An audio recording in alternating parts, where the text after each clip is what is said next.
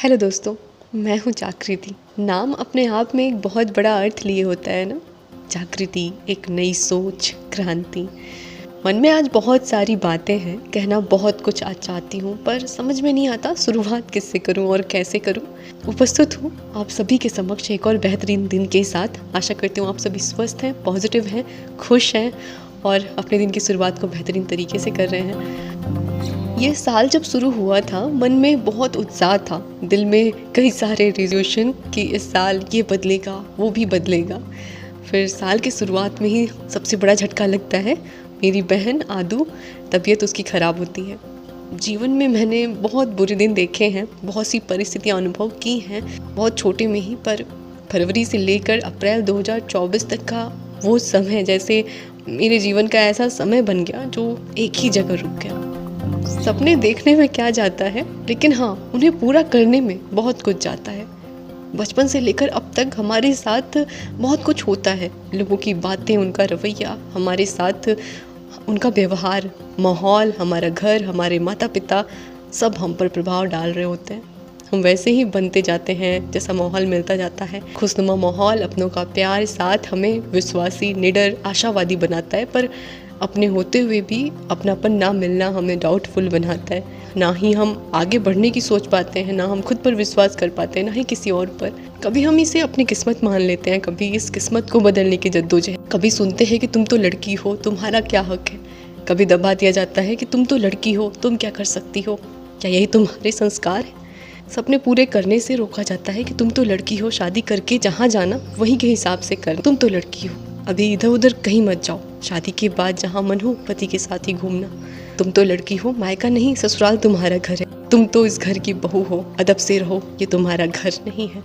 सुबह होते ही पढ़ने के लिए नहीं, चाय बनाने के लिए जगाया जाता है। चूँकि सबकी किस्मत एक सी नहीं, और शायद इसलिए ये किस्सा भी हर लड़की का नहीं, पर बहुतों का है, जिनकी ज़िंदगी बस कट रही है।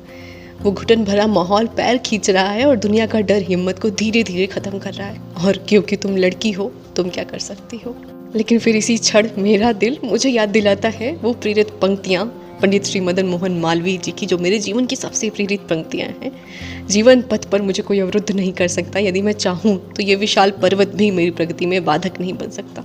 मुझे याद आती है अरुणिमा सिन्हा, याद आती है भारत की पहली महिला शिक्षिका सावित्रीबाई फूले, जो घर से निकलती विद्यालय जाने को, पर उन पर गंदगी फेंकी जाती, फिर भी वो महिलाओं के हक के लिए लड़ी। मुझे याद आती है छुटनी देवी, जिन्होंने इतनी विषम परिस्थिति से निकलकर समाज के लिए उदाहरण प्रस्तुत किया कि हमारे जज्बे, हमारी हिम्मत के आगे कुछ नहीं टिक सकता। और याद आती हैं हजारों तमाम दुनिया भर की वो लड़कियाँ, जिन्होंने बार बार साबित किया कि हाँ, मैं लड़की हूँ और देखो मैं क्या क्या कर सकती हूँ। दोस्तों, प्रकृति का भी नियम है, जो कमज़ोर था वो टिक नहीं पाया, जो मजबूत नहीं बन पाया वो कुचल दिया गया। इसलिए भले ही हमें बहुत सारी खूबियाँ हों, पर हमारी सबसे बड़ी खूबी होनी चाहिए खुद की मजबूती, हमारी आत्मनिर्भरता, खुद से प्यार और खुद का बहुत सारा ध्यान। बड़ों को प्रणाम, छोटों को ढेर सारा प्यार। हम हैं हमारे किचन में, हम पीस रहे अभी चने का दाल। सुबह के बज रहे हैं 8 और ये समय है हमारा खाना बनाने का। आज न रथ यात्रा मेले वाला दिन है और आज के दिन हमारे यहाँ दाल की पूरी बनती है, कोड़े की सब्ज़ी बनती है, आमचूर की खट्टी चटनी बनती है और बखीर बनता है। बखीर खीर जैसा ही बनता है, बस उसमें हम चीनी की जगह पे गुड़ डालते हैं अंतिम में। हमारे घर से थोड़ी दूर पर मेला लगता है, रथ यात्रा मेला। वहाँ पर भगवान जगन्नाथ जी रथ भी जाती है और बहुत भीड़ भी होता है, लेकिन हम लोग नहीं जाते हैं। जब छोटे छोटे थे तो जाया करते थे, अब बड़े हो गए तो कोई लेके ही नहीं जाता। वैसे आज का मौसम बहुत अच्छा है, बाहर रह रहे के बारिश हो रही है तो रह रहे के धूप खिल जा रही है। और आज है दिन संडे, तो है हमारी छुट्टी सिर्फ कोचिंग क्लास की। बाकी के सारे काम करने के बाद हमें चिंता अभी सता रही थी अपने आज के टास्क को कंप्लीट करने की और जल्दी जल्दी ये सारे काम ख़त्म करने की, क्योंकि समय हमारे हाथ से धीरे धीरे भाग रहा था। अभी बज चुके थे 10:30 और हम नीचे बनाने लगे थे पराठे, लेकिन नीचे मक्खियों का आतंक था और कुछ ही पराठे हम नीचे सेक पाए, तब से आ गए थे हमारे खिड़की बनाने वाले भैया। आज हमारे किचन में खिड़की लग रही है। इधर बीच बरसात के मौसम में ना पूरा पानी का बौछार सीधे हमारे किचन में आ जाता था, पूरा किचन ही पानी पानी हो जाता था। तो एक तरफ खिड़की वाले भैया खिड़की लगा रहे थे और दूसरी तरफ हमारे किचन के काम जारी थे। हम रुके नहीं, क्योंकि यदि रुकते तो बहुत ज़्यादा समय निकल जाता। बाहर मौसम बहुत अच्छा है, दिन में रात जैसा लग रहा है। बचपन से ही मुझे ऐसा मौसम बहुत अच्छा लगता है। इस मौसम में पढ़ने का अपना अलग ही आनंद है। फिलहाल दोपहर के बज रहे हैं अभी 1, बाहर हो रही है बारिश और हम यहाँ पर लेकर बैठे हैं अपना आज का टाइम टेबल। सुबह हमारा वोकैब का सेक्शन कंप्लीट हो चुका है। हमें अब कंप्लीट करना है अपना बायोलॉजी रिवीजन। बहुत दिन हो गया था मुझे बायोलॉजी को रिवाइज़ करें। फिर हमें अपना आज एक नया ब्लॉक स्टार्ट करना है 502, उसका फर्स्ट यूनिट हमें कंप्लीट करना है। इसके बाद हमें मैथ्स आदित्य सर का प्रॉफिट एंड लॉस वाला कंप्लीट करना है वीडियो देख करके। देखने में ये कम लग रहा है, लेकिन आज का दिन निकल जाएगा, फिर भी मुझे ऐसा महसूस हो रहा है कि ये मैं कंप्लीट नहीं कर पाऊँगी। सबसे ज़्यादा ये मैथ्स, जो कि 12 घंटे का पूरा वीडियो है सर का, जिसमें से 1 से 2 घंटे का मैंने देखा है पहले, और बाकी आज कंप्लीट करना है। हमें अपना ब्लॉक कंप्लीट करने में लगेंगे 2 घंटे। बायोलॉजी रिवीजन के लिए हम निकालने वाले 1.5 घंटे। तो सबसे पहले मैंने यहाँ पर बायोलॉजी से ही स्टार्ट करा है। ये नोट्स हमने बनाया है करियर विल से, वहाँ पर क्लासेस चलती थी। मैंने बैच लिया था पिछले साल, जो कि मैंने बहुत सारी वीडियोज़ में आप सभी से बताया भी है। वहीं से मैंने ये सारा कंप्लीट किया था नोट। जैसा कि आप सभी को पता है, मैं बायोलॉजी से हमेशा ही दूर दूर से भागती रहती हूँ। बायोलॉजी मेरा बहुत ही वीक पॉइंट है। मुझे बायोलॉजी का कुछ भी नहीं समझ में आता है। समझ में क्या आता है मैं समझना ही नहीं चाहती हूँ, हमेशा उससे दूर दूर भागती रहती हूँ। जब मैंने बैच ज्वाइन किया था DT+ PRT के लिए पिछले साल, तो उस समय भी मैं बायोलॉजी क्लासेस लाइव नहीं करती थी। 1 साल मुझे लेते हुए बैच हो गया था, लेकिन फिर भी मैंने बायोलॉजी कोई क्लासेस नहीं देखी थी। लास्ट में जब 1 मंथ का ड्यूरेशन बढ़ा हमारे बैच हमारा मार्च में ही ख़त्म होने वाला था, लेकिन अप्रैल तक बढ़ गया था उसका ड्यूरेशन। तब उसमें हुआ कि कंप्लीट कर लेते हैं, क्योंकि सारा सब्जेक्ट कंप्लीट हो गया था, बस बायो ही रह गया था। तो उस समय जाकर के लास्ट मोमेंट में मैंने बायोलॉजी को कंप्लीट करा। कई सारे प्रश्न अब भी आते हैं कि जो मैंने NIOS की बुकलेट है वो कहाँ से डाउनलोड करी है सारी। इस पर मैंने पहले भी बहुत सारी वीडियोस में बात करा है। एक वीडियो भी मैंने पर्टिकुलर इस पर बनाया है, वहाँ पे अच्छे से समझाया भी था कि कैसे हमें गूगल पे जाना है और सर्च करना है NIOS डिलेड ऑल बुक्स। फिर एक NIOS की वेबसाइट ओपन होती है, वहाँ पर हमें सेलेक्ट करना होता है कि हमें किस लैंग्वेज में PDF चाहिए, बुकलेट चाहिए, और उस लैंग्वेज को चूज करने के बाद हमें सारे ऑप्शन दिखने लगते हैं।